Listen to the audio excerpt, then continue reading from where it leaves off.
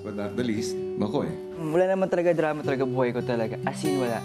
Masaya yung pamilya ko, kompleto kami. Kaya hindi ko alam yun yung feeling nung hindi kompleto ang pamilya. Siguro, ang reason kaya siguro ito yung shade na cheer ko. Ako yung mag-feel ng spot na yun.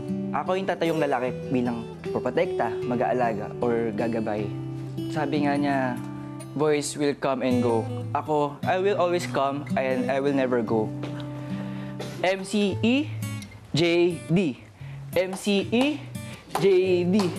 MCE, JD. MCE, JD.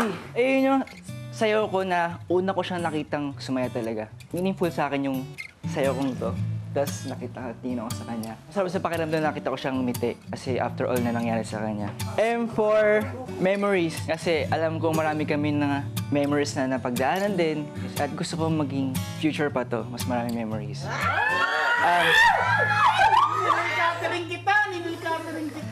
C.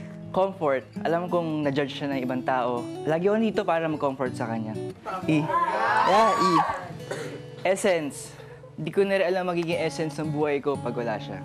J. Joy.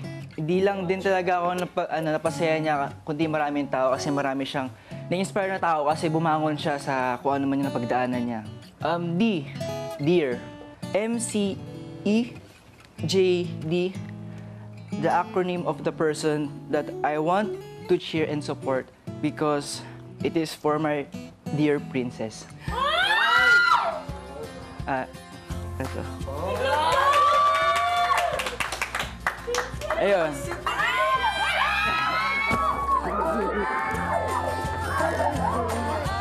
Makoy at Denise, sa barangay kayo magpaliwanag ng nararamdaman nyo sa isa't isa.